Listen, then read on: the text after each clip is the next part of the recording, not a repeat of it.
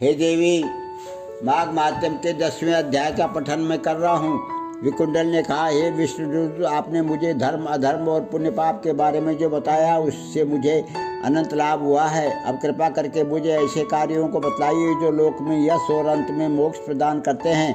विष्णुदूत ने उत्तर दिया, हे वैश्वर, निर्लज्जता धारण करके और स्वाभिमान त्याग कर भिक्षा मांगने वाला अर्थात समर्थ होकर भी पराश्रय जीवी होना निंदनीय कर्म है। अतएव सदगति कामियों को अपने उद्यम तथा पुरुषार्थ का आश्रय लेकर जीविकोपार्जन कर जीवन यापन करना चाहिए।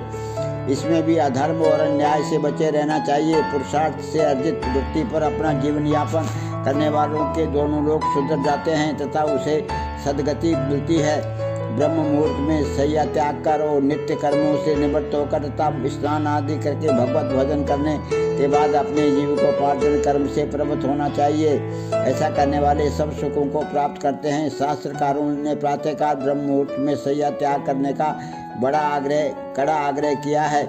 सुखी और धार्मिक जीवन जीने के लिए मनुष्य को सूर्योदय के पूर्वी नित्य कर्मों से निवृत्त होकर स्नान और वस्त्र परिवर्तन करके ईश्वर की आराधना करनी चाहिए। मनुष्य का जीवन तन और मन के संयोग पर भौतिक रूप से गतिशील है। प्रातःकाल के स्नान से मनुष्य का तन और मन दोनों ही स्वच्छ, निर्मल और स्वस्थ रहते हैं। जो मनुष्य बिना स्नान किए और ईश्वर का ध्यान किए बिना खाने पीने में जुट जाते हैं वे क्रिया भ्रष्ट जीवन जीते हैं। आसुरी जीवन जीने वाले ऐसे व्यक्ति नाना व्याधियों के शिकार होकर संसार में भी दुखी रहते हैं और मृत्यु के बाद घोर नरकों में भयानक दुख भोगते हैं।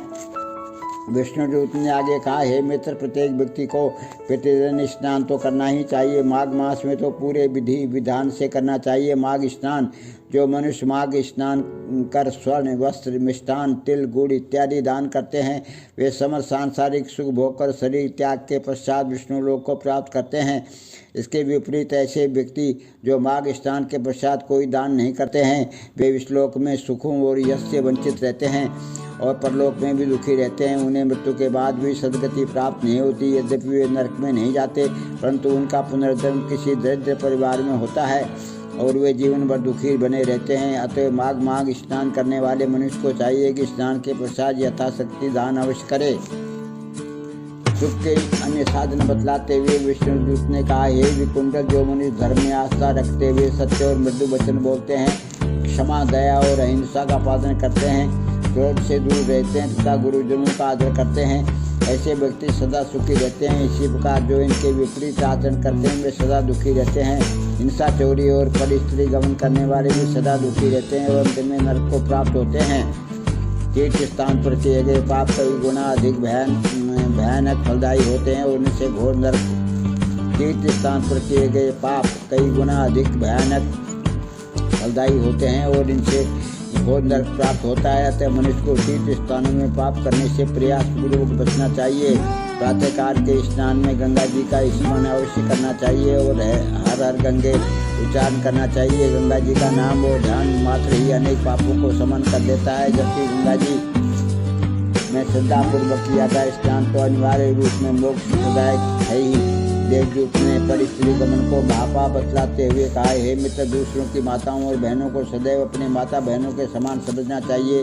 जो मनुष्य संसार की सभी स्त्रियों के प्रति माता भगिनी तथा पुत्री भाव रखते हैं वे यम यातना से मुक्त रहते हैं। इसी प्रकार माता पिता तथा गुरुजनों की सेवा करने का लिए दोनों लोकों में सुख प्राप्त करते हैं।